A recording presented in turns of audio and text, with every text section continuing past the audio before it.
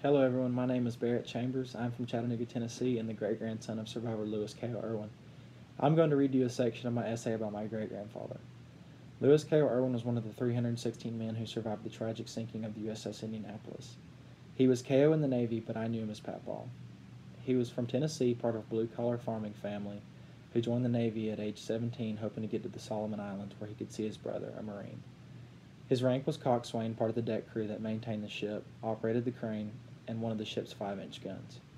He boarded the vessel in Mare Island, California as a new crew member on the mission to Tinian. After his shift ended at 10 p.m. on Sunday, July 29, 1945, Lewis hung a hammock under one of the 5-inch guns on the starboard side. Around midnight, 2 torpedoes ripped into the starboard side of the USS Indianapolis. He dove headfirst off the ship to get as far away as possible, to avoid being pulled under. Oil covered his body. Papaw said the heat during the day was so intense and grueling, but at night the water temperature dropped low enough to cause hypothermia. Lewis, huddled in a group of sailors for the first 2 days, held afloat only by his kapok life preserver. By the 3rd day, his kapok had become very waterlogged. Dehydration was brutal.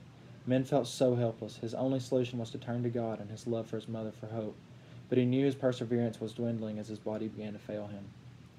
God answered his prayers on Thursday, August 2, 1945, when Gwinn tipped his wings. He felt joy and relief. He was one of the fortunate few who were picked out of the water and tied to the wings of Marx's PBY. Lewis made it back home to Tennessee, where he married and had 2 children.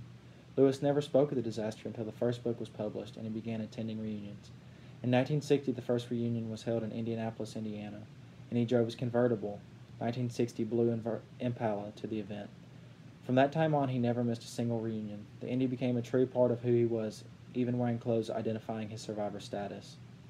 I am extremely grateful to have been a part of Lewis's life, especially for all that he taught me growing up. For the rest of my life, I will ensure that this story is never forgotten. Thank you.